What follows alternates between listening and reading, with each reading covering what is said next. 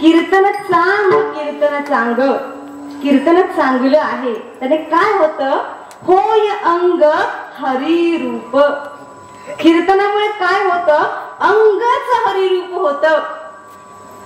आपण स्वतःला हात लावला ना तर असं वाटतं हरी माझ्यातच आहे, हरी माझ्या हृदयातच आहे. हे अंग पूर्ण हरिरूप होतं. इतकं गोड कीर्तन आहे.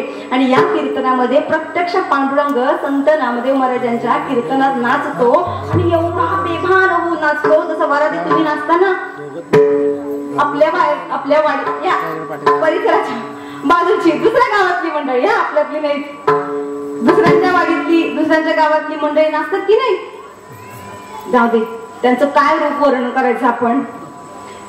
मी तुला घेतले आणि तुम्हाला पाळते असं त्यांची मन सुरू होते, ते तिथं नाचतात.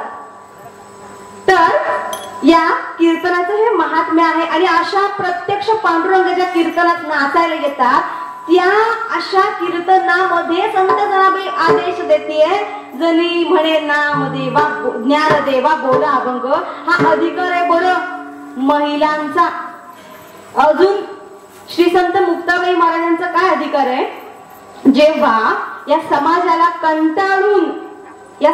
कंटाळून प्रत्यक्ष ज्ञानोबा माऊली त्यांना त्रास होतो. आई वडील नसलेल्या मुलांना ना समाज फार त्रास देतो, फार.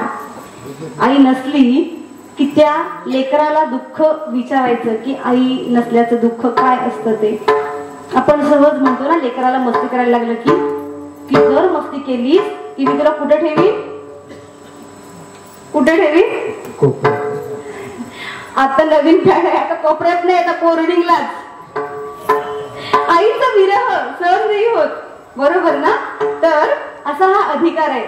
संत मुक्ताबाई महाराज यांचा काय मोठा अधिकार आहे. प्रत्यक्ष जगाची माऊली, ज्यांना आपण ज्ञानोबा माऊली म्हणतो, ती माऊली पण या समाजाला कंटाळली, थकली, या समाजासाठी काही करायचंच नाहीये मला, हा समाज नको, फार वाईट आहे, म्हणून ते त्यांच्या झोपडीमध्ये जाऊन विश्वपत ब्रह्मदोरा